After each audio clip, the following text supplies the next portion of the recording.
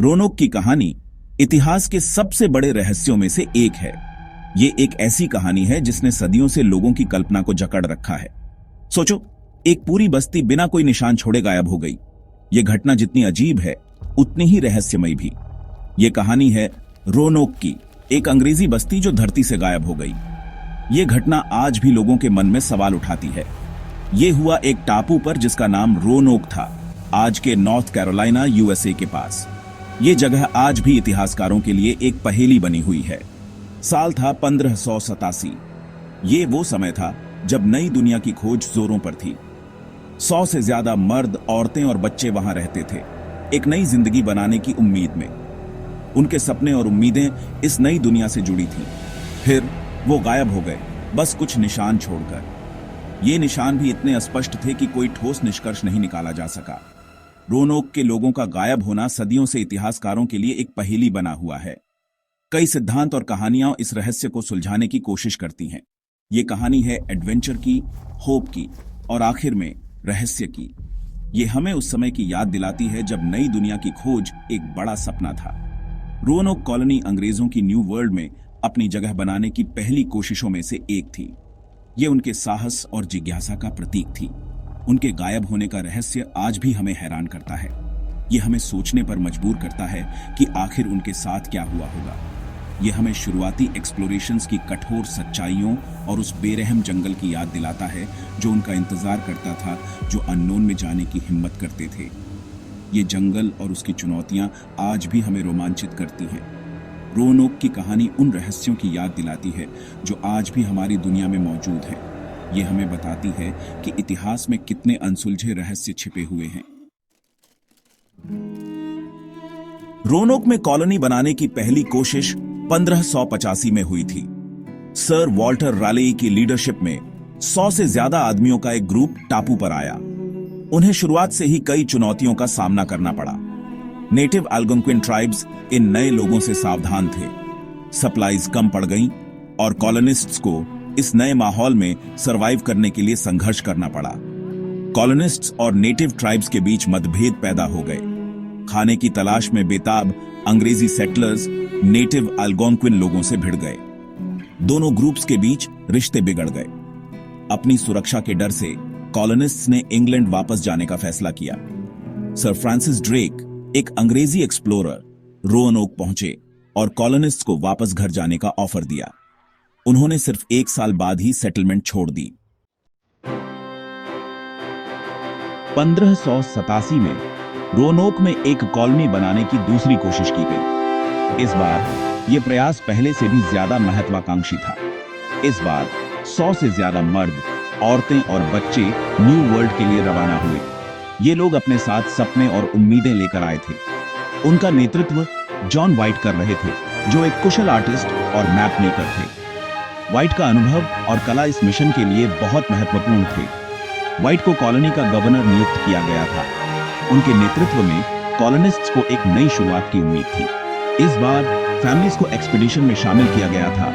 ये एक साइन था कि इंग्लिश लोग परमानेंट सेटलमेंट बनाने के लिए सीरियस थे। ये फैमिलीज अपने बच्चों के भविष्य के लिए एक नई दुनिया बनाने की कोशिश कर रही थी। कॉलोनिस्ट ने घर बनाए, फसलें लगाईं और इस नई जगह पर जिंदगी बनाने की कोशिश की। हर दिन उनके लिए एक नई चुनौती और एक नया अवसर लेकर आता था। उन्हें उम्मीद थी कि वो पास्ट की गलतियों से सीखेंगे और एक अच्छी कम्युनिटी बनाएंगे। उनके पास एक दूसरे का साथ और सहयोग था। नए लोगों में व्हाइट की बेटी एलेनर डेयर और उनके हस्बैंड अनानियास डेयर भी थे। ये परिवार भी अपने सपनों को साकार करने के लिए यहाँ आए थे। उनके आने के कुछ समय बाद एलेनर ने एक बेटी को जन्म दिया, वर्जीनिया डेयर, जो न्यू वर्ल्ड में पैदा होने वाली पहली इंग्लिश बच्ची थी।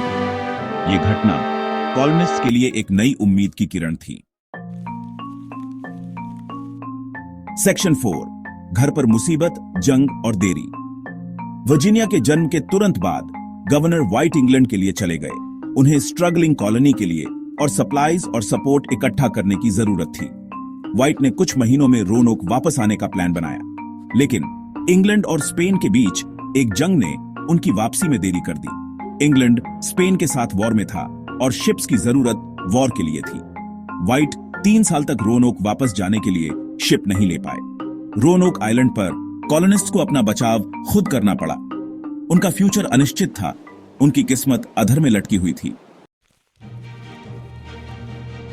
सेक्शन 5, वापसी, सन्नाटा और एक खौफनाक क्लू। 1590 में जॉन व्हाइट आखिरकार रोनोक लौट आए। वह अपने फैमिली और उन कॉलोनिस्ट से मिलने के लिए बेताब थे जिन्हें उन्होंने पीछे छोड़ दिया था। लेकिन उन्हें जो मिला वो एक भूतिया शहर था। बस्ती वीरान थी, घर खाली थे, कॉलोनिस्ट्स का कोई निशान नहीं था। सिर्फ एक क्लू था।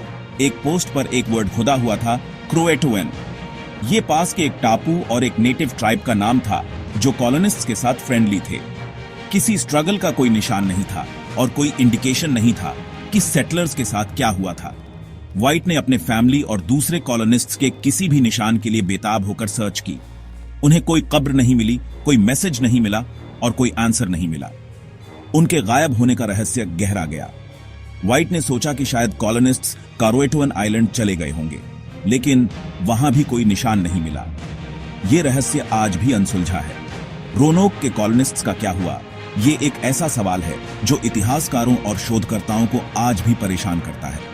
इस घटना ने कई थ्योरीज को जन्म दिया है, लेकिन कोई भी डेफिनेटिव आंसर नहीं मिला है। व्हाइट ने अपने फैमिली और दूसरे कॉलोनिस्ट्स के किसी भी निशान के लिए बेताब होकर सर्च की, लेकिन उन्हें कोई कब्र नहीं मिली, कोई मैसेज नहीं मिला और कोई आंसर नहीं मिला। उनके गायब होने का रहस्य गहरा गया। ये एक ऐसा रहस्य है जो समय के साथ और भी पेचीदा होता गया है। रोनोक का रहस्य आज भी लोगों की कल्पना को जकड़े हुए है और शायद हमेशा रहेगा। सेक्शन 6, समय के साथ खो गए, गायब होने की थ्योरीज। सदियों से रोनोक कॉलोनिस्ट्स के गायब होने के पीछे कई थ्योरीज बताई गई हैं। कुछ लोगों का मानना है कि कॉलोनिस्ट पर हमला करके हॉस्टाइल नेटिव ट्राइब्स ने उन्हें मार डाला। दूसरों का मानना है कि वो बीमारी, स्टार्वेशन या किसी नेचुरल डिजास्टर के कारण मर गए होंगे। एक और थ्योरी बताती है कि कॉलोनिस्ट फ्रेंडली क्रोएटोएन ट्राइब में शामिल हो गए। हो सकता है कि वो मेनलैंड पर चले गए और नेटिव पॉपुलेशन में मिल गए। कुछ रिसर्चर्स का मानना है कि कई फैक्टर्स जैसे ड्राउट, डिजीज और दूसरे ट्राइब्स के साथ कॉन्फ्लिक्ट कॉलोनी के खात्मे का कारण बने होंगे। लेकिन कॉन्क्रीट एविडेंस के बिना रोनोक कॉलोनिस्ट्स का फेट डिबेट और स्पेक्यूलेशन का विषय बना हुआ है।